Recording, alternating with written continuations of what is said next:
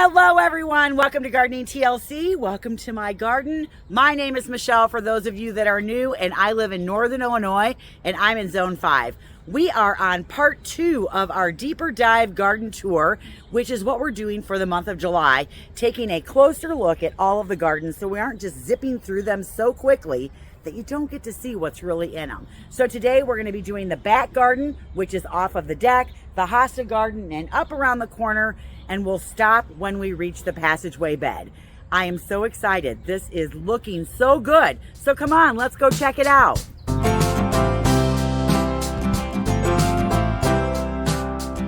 Before we take our deeper dive, we are going to spend 10 minutes in the garden doing our weekly maintenance. And if you missed that video, I would highly recommend that you go check it out. It really is about what are the 3 things that you need to do in your garden. Spend 10 up to 20 minutes one time a week in a section of your garden so that you maintain it and it stays beautiful and doesn't get away from you. So what are they? Well, we're going to weed, feed, and prune. Those 3 things are what we're going to do in this garden. And if you do that every single week, your gardens will always look good. Now, if you miss a week or 2, that's okay. You can always catch up.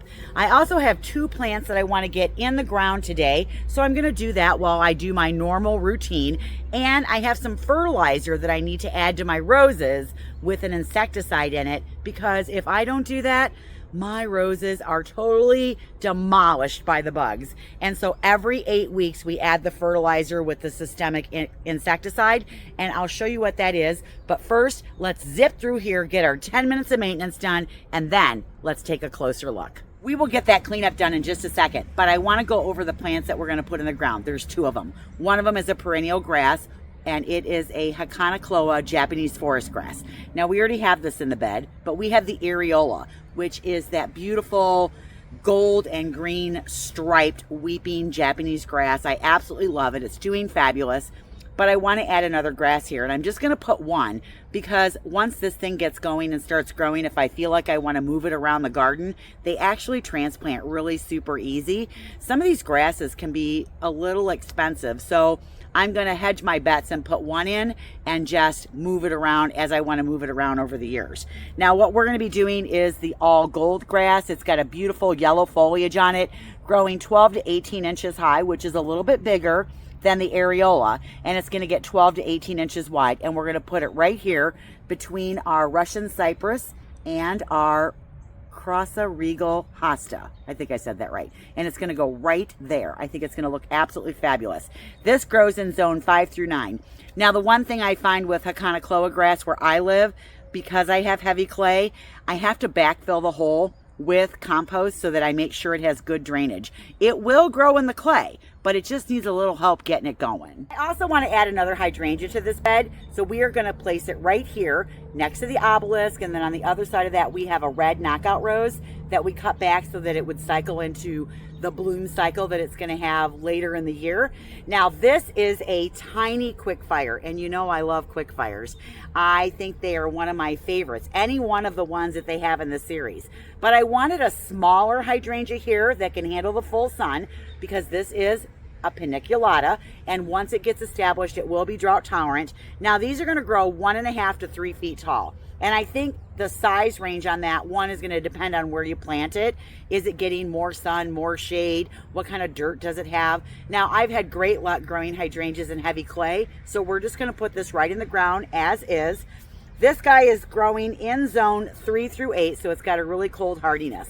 And what's really nice is I did start a clematis that's going to grow up this obelisk. Probably won't do a lot of growing this year. Next year is where we're going to really see that explosion of growth. But it's got this really full leaf canopy that's going to grow up there. And then it's got this little bellflower that's a light purple. So I think the contrast there will be really nice. And I like the white flowers up against the red of the radicchio knockout roses. But this white, it does fade into that mauvey pink as it ages into the summer. So we're going to drop that one right there. Those are my 2 additions for today, and we'll get those in the ground while we're doing our maintenance. And I'm also going to be feeding my roses. Let me show you what I'm going to be using. If I want to grow roses, I have to use this product, because if I don't, I will have no roses left where we live here. We have scale, we have Japanese beetles, we have mealybugs. We have so many things that will attack our roses that without a product like this, we wouldn't be able to grow them and have any leaves on them. And so I use this product. This is from Fertilome, and it's a fertilizer with an insecticide that's systemic. Now, that insecticide is going to take care of aphids, whiteflies, mealybugs, scale, Japanese beetles, and more. There's a lot of listed bugs on here. And what you do is you sprinkle it around the base of your plant. And on the back, it tells you the application rate, and you just follow that. Don't use more. More's not better. You just use what it says. You water it in, and then the roots will pull that up through the plant, and then that's how it repels and kills the insects that try to eat it. Now, this is only good for 8 weeks. I put it on in April, and then I missed June. I didn't get it down. And so you're going to see some damage on my leaves because it wore off. It doesn't last forever. So I'm going to get it back on my plants. I just did a cutback last week when I did my maintenance. And so now this will work its way up through the plant. I didn't get it on last week because I had to go buy some. This is a brand new bag. I was just out.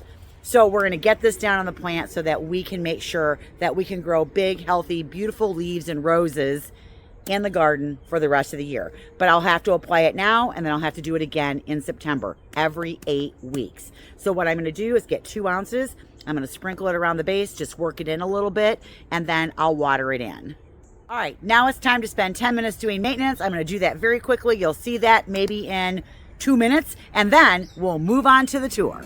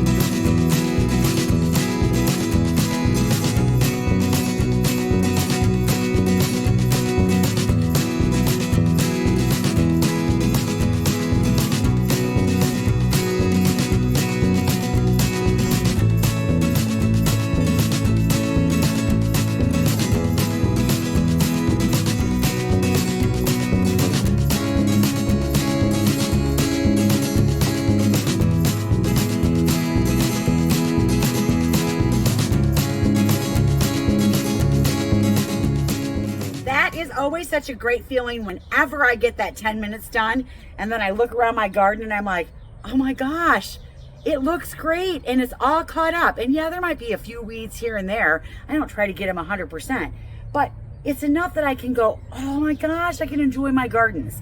All right, I'm telling you, it's the best 10 minutes you'll ever spend in your garden. And if you can create this habit as part of what you do, as the rhythm of your gardening, you will not regret it. All right, let's take a look at the garden.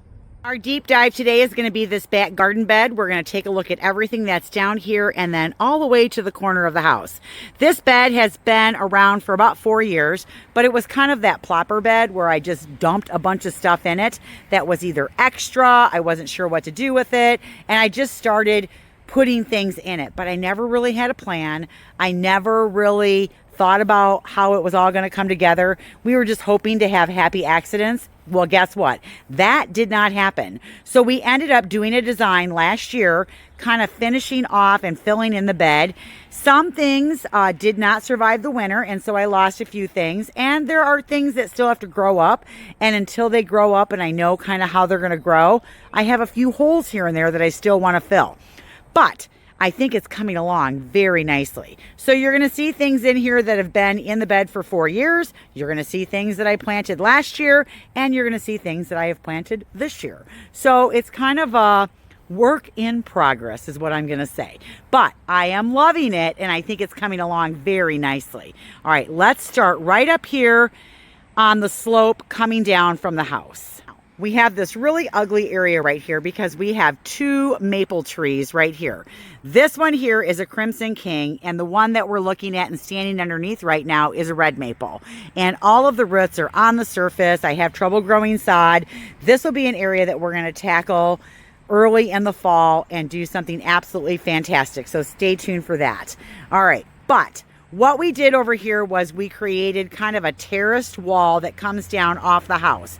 When I first moved in, there was an itty bitty 12-inch bed up against the deck that was like edged with landscape timbers. And every time I mowed, I felt I was going to fall off the mower. So instead, I took that apart and we built this wall 4 years ago, and then everything else kind of developed around the walls. So one of the things that I wanted to do was create privacy, and so we planted these viburnums in here.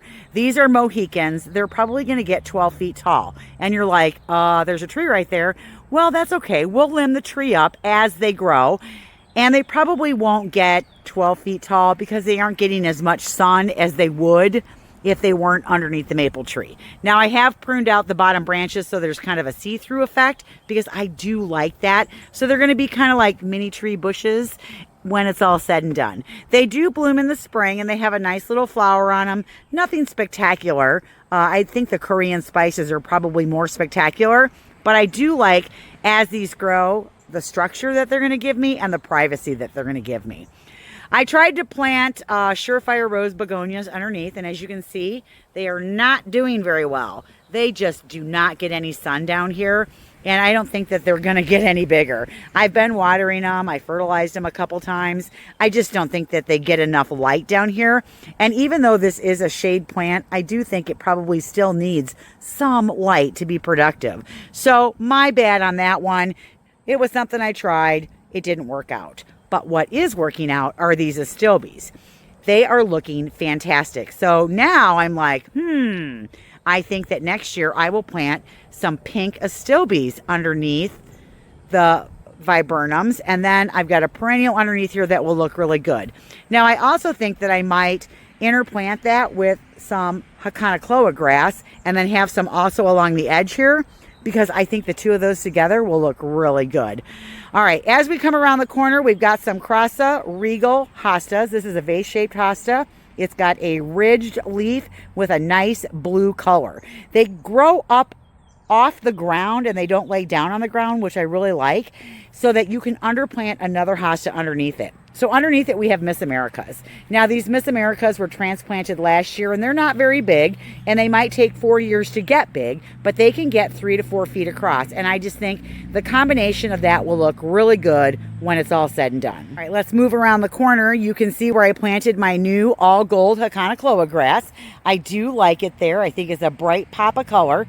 We've got our Russian cypress here with a bugbane, or a Cinquefuga, I think is how you say it, but it's all budded up. It's going to be blooming here pretty soon, and it gets these long white flowers on it, and they smell like licorice.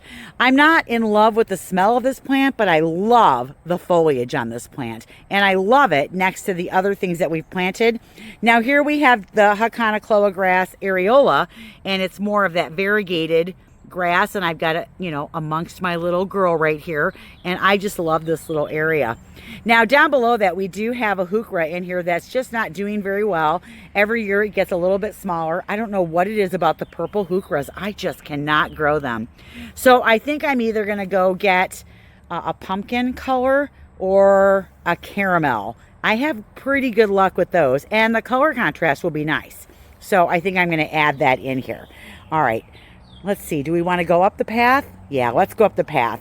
All right, let's go up the path here. You can see we've got the knockout roses here. They've had their first haircut. But see what happens when I don't get the systemic on it? Look at those leaves. They look horrible. They are eaten up. And if I don't do that with the systemic and the fertilizer, there'll be no leaves on these roses. So I've cut them back, and they'll grow and then cycle into another bloom cycle, probably not until maybe the middle of August, beginning of September, because I did cut them back quite far, but they will recover. I do like that burst of color in there when they're blooming. I will just briefly kind of go along the outside edge here. You can see here that we do have 3 sedum. These are the Rockin' Rounds, and these are the Pure Joys. Last year they were all splayed out because I probably transplanted them 3 times before I finally settled on this spot. But look at them today. They look really good. They're all budded up. No color on them yet, but it's too soon for that. And then we've got our Mr. Bowling Ball arborvitaes, and I think these have recovered pretty well. We had winter damage on them. We had some browning, and so I want to make sure that I water all the way until December this year. And if it's as dry this year as it was last year, I need to get some water on them in the winter. Here's our new little tiny quickfire that we put in the ground. I love that there, a nice bright pop of color in there. It brightens that area right up. As we come around the corner, we've got some more sedum along the edge. This one is called Atlantis, and it has a yellow flower on it, which it's getting ready to flower. You can see right there, but I love the size of this, and I love the color of the foliage. Isn't that great?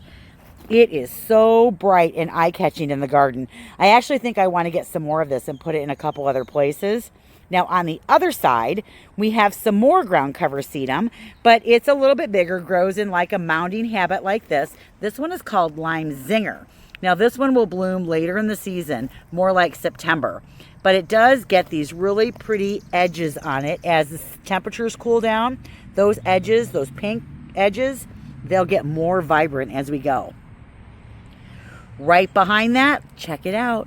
This is a smooth hydrangea. This is the wee white. We transplanted this last year as well. Right now I'd say it's 12 by 12, but this is supposed to get like 18 by 18. So just a little bit bigger, but it's so cute that it's tucked in right there. And then right behind that, we've got my favorite. This is a winter gem boxwood. Look at how nice and round that is and green that is and such a great shape. And it'll hold that shape. I love it. All right, swinging over behind that. Here's our 2 hydrangeas that were damaged last year and we brought over and put in the ground. This is the Invincible Spirit Invincibelle from Proven Winners. These were damaged last year in a storm, and so we cut them back and brought them over here and put them in the ground. And so they're in their second year. They're a little scraggly looking, but they're holding their own. We had a third one over here, and it didn't make it through the winter. Now, if we jump up a level into the garden bed boxes, we've got just some hostas that were here when I moved in and I transplanted them over here. So this is just that white-edged hosta that you kind of see everywhere. And then behind that, I'm pretty sure that's a halicon, but it could be a blue cadet. It seems a little big for a blue cadet, but it might be a halicon. But I love the blue foliage of that. And then if we go to the upper area, this is where we planted our pollinator garden, and it is not doing well at all. And I don't know what the problem is because I did this exact same thing in another area and had great success. I didn't use seedlings though. And I can tell you when I put the seedlings in, some of them were kind of leggy and I should have cut them back and I didn't. So I ended up pulling out all the marigolds. The other seedlings are starting to come up and we'll see if they continue to grow, but I don't have high expectations of what this is going to look like by the end of the season. We're going to let it keep growing though. Everything in it is an annual, so I'm not really stressed over how it's going to look at the end of the day. What we did up here was we pulled our herb garden out. We laid cardboard, topped it with compost, and then tried to just do this overplanting while we're waiting to smother this area out. So, you know what? It was an experiment. Not the greatest looking one in the world, but we're going to leave it up there for the rest of the season. We still haven't finished putting cardboard and compost here. We have to do that, and I'll get that done one of these days before the end of the year. But next to that, we have some beautiful painted or Japanese painted ferns. Aren't these great? I don't know what cultivar this is. I got this at a plant swap. And I started with one. And as you can see, I've divided it a couple times. And now I've got this nice little patch right here. I am loving my Pinus paraflora glauca. This blue tree is so cool looking. I absolutely love it. And I like the architectural form of it. I like the needles on it. They are this really kind of not super soft, but they're not super pokey either. I also like the pine cones when they first come out. See how it's got that pretty green pine cone? So this is a blue Japanese white pine. And I have put this in here as kind of a focal piece in my bed, and I really like it. All right, after we swing down, this is the new area that we just planted a couple weeks ago. So we've got our little bellflowers down here, and they're getting ready to cycle into their second set of blooms. We did put our silver sage down here, and then this is where I planted one of my dahlias, And it's all budded up. It's got a lot of buds on it, but I like the dark foliage and that yellow flower, so we'll see. We do have penstemon behind it that I've cut back, and then we've got our yellow heliopsis behind it. And this heliopsis has been blooming now for at least 6 weeks. It is on the tail end of being done. And then in between that, check that out. Aren't those cool? This is our echinops, I think is how you say it. I just think that those are the coolest thing in there. I did plant 6 of them. Right now, only 2 of them survived. And here is my second one right there. I just love that. And then on the end, we have alliums. And those have been there for a while. Those are the millenniums. And you can see they are starting to create their little billy balls. So I give it another couple weeks and they'll be fully bloomed out. I mean, up and blooming and looking great. We planted a clematis on our trellis. This is the Betty Corning. And then below that, we put some more of the silver sage. And then I did get a patch of the verbena Bonariaris, I think is how you say it. It's like this really fine textured verbena, and it's purple, and I've seen it in quite a few gardens that I toured last year, and I wanted to add it to my garden. I've been told that you plant it once and you'll never plant it again. So I have it in 3 different places because I just think it's so awesome. It's this really airy plant. So I don't know if it'll bloom this year or not, but I'm so happy that it's growing, and we did that in a winter sown jug. Now, right above that, this is our Bobo hydrangea. Now, the Bobo hydrangeas get tons of flowers on them, but they are also one of the last hydrangeas to really put on their show. So this guy is just now starting to flower up. As we come around the corner, we've got a little coleus right here. This is the pineapple brandy because I had to have one this year in my garden. Normally I plant him in pots, but I tucked him in the ground right there next to our wine and roses woodula. And then next to that, we've got our beautiful overdam grasses. This switches out into a bunch of hostas. These were all actually here when I moved in. And I did add this one right here on the end, which is the Ario Marginata. Aha, I know that because I put a tag down there. And then I have a blue angel right back there. I added that one too. But these were here when I moved in. And then we just kind of worked the bed around it. All right, let's slide over and take a look at the hosta bed. We did a video earlier in the year where we did a little vamping out over here. We added ground cover, moved some hostas around, and then added some hostas. Now I have gone through and cut all my flowers off my hostas except for that one right there I missed. But this bed is coming along very nice. You can see that our ground cover is doing well. So this is a big root geranium called Bevan's variety, and my goal here is that it totally covers the ground in between the hostas and that I don't have to mulch this bed anymore. Now, we did not mulch it this year. We actually just used compost as our mulch, and I think this bed is coming along very nicely. And I'll tell you, when you look at it at this time of day, because I actually had to go back to work when I finished this morning, and then I never made it back over here until just now, and the sun is behind the trees. The color on the hostas over here is just fabulous in this light. So here's another look right here. Isn't that great? I just love this. Now, if you want to know the names of all of these hostas, I'm not going to dive deep into that because there's a video that I just did telling you the names of every one of these hostas in here, and you can check that out. But isn't that great? I don't think my hosta bed is too big and it's not too small. I think it's just right. All right, then we come up here and you can see that we've got some ladies' mantle here that I've cut back. We've got some of our lungwort right here. And we come on up into a Jacob's ladder right here. That's the heaven scent.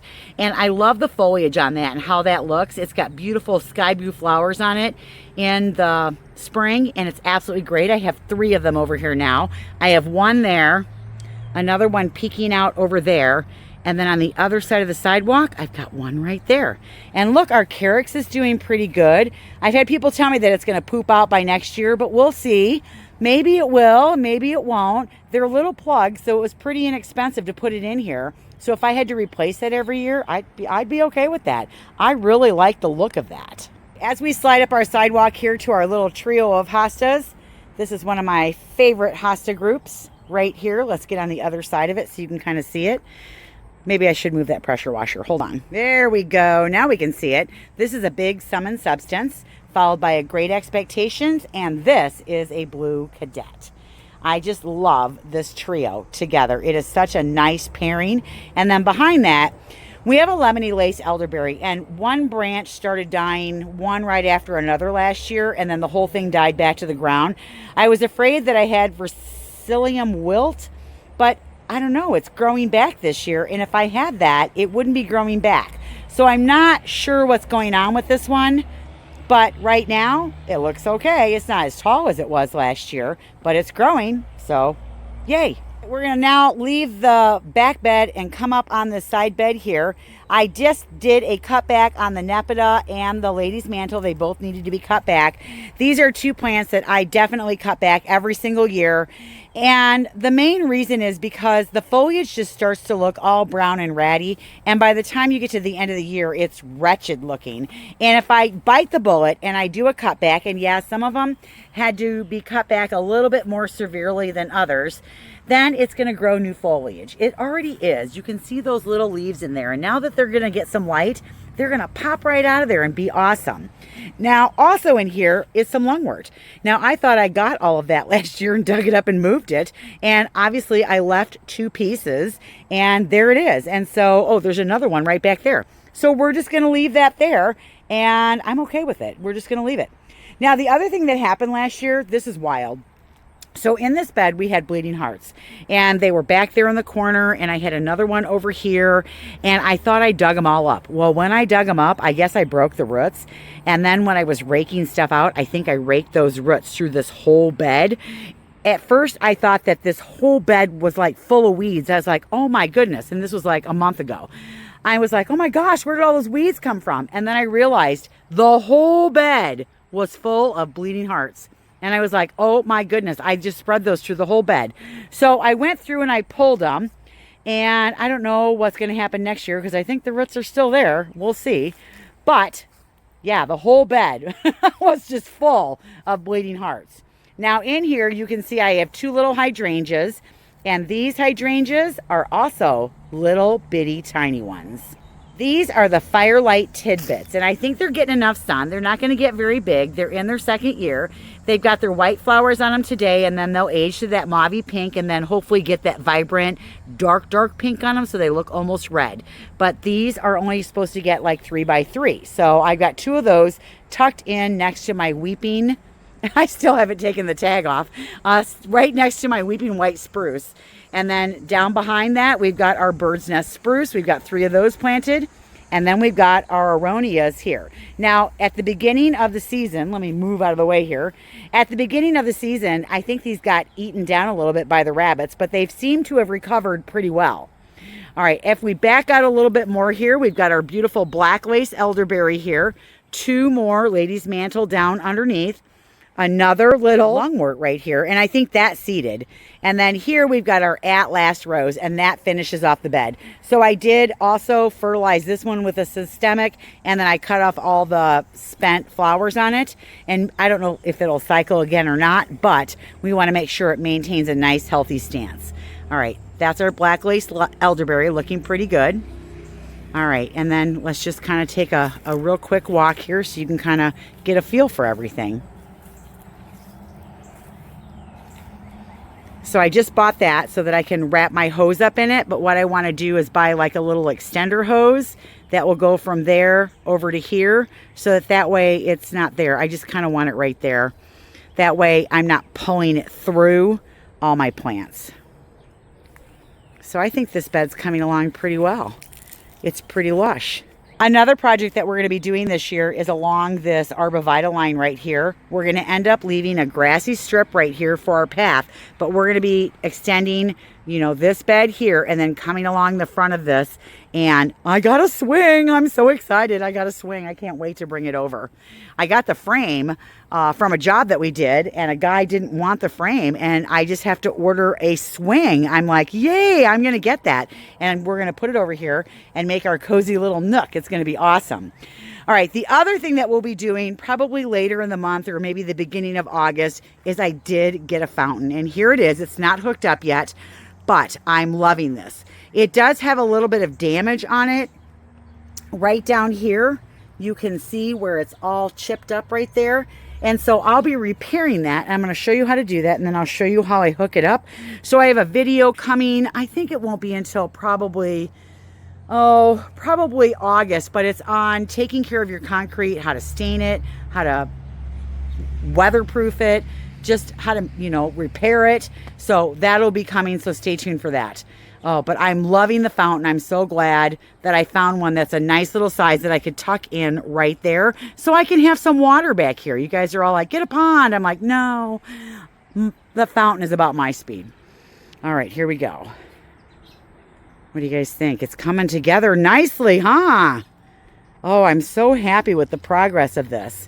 And as things grow up, we'll figure out if we want to add anything else.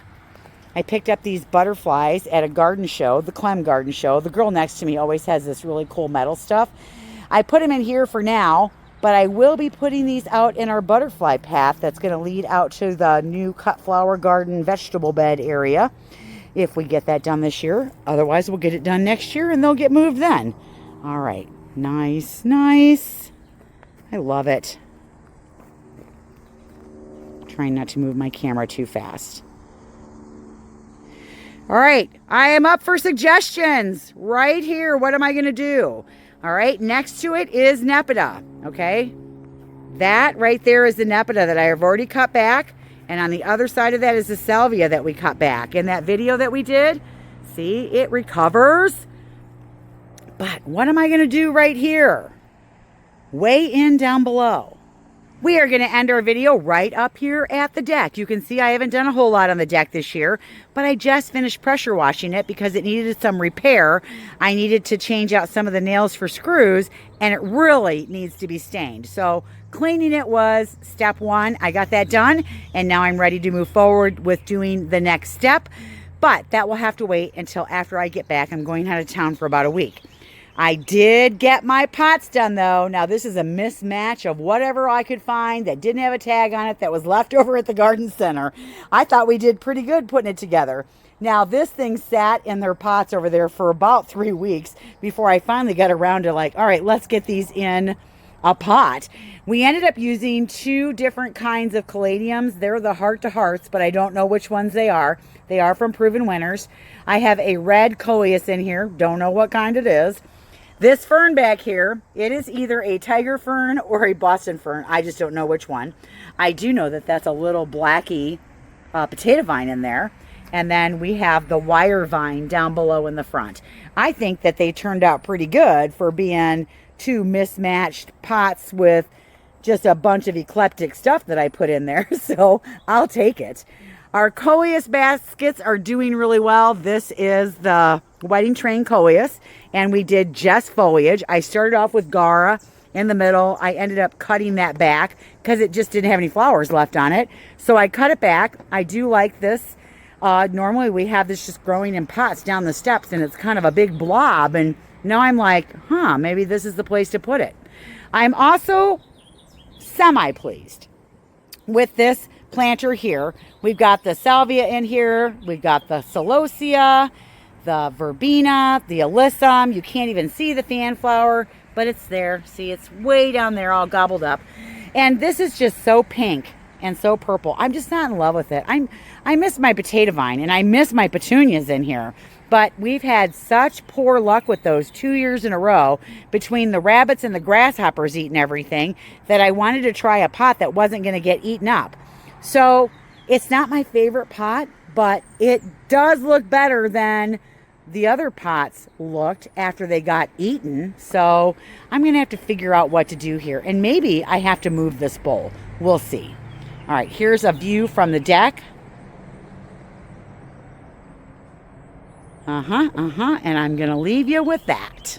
That's all I've got for today, you guys. I hope you enjoyed this deeper dive into looking at one of the gardens. We've got 3 videos left that will finish out the deeper dives into the garden beds for our July garden tours. There'll be a few videos in between, but my goal is to kind of get them done by the end of the month. So you might see a few extra videos pop up here and there.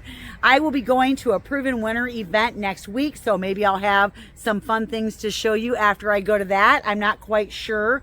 I know I'm going on 2 or 3 different tours. I'm going to Walter's Gardens, so we'll see. I think it's going to be a lot of fun.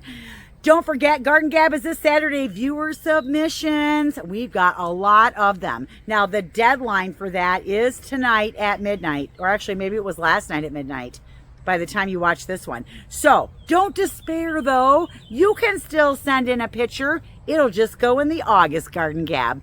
If you want to get in on the action with that, maybe first check out Saturday's video so you can see kind of what we do there. We are looking at all of our pictures that were submitted, and we're kind of just talking in the garden and looking at and talking about those pictures. I can't wait. It's going to be so fun. And if you want to send a picture, send it to this email address right here. Remember, it'll go in August, but you're going to send it in a landscape format. That means you have to turn your phone sideways. If you take the picture straight up and down like this, I can't use it.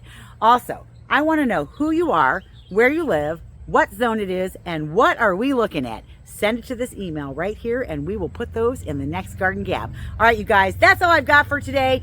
I hope you get your hands in the dirt. Bye!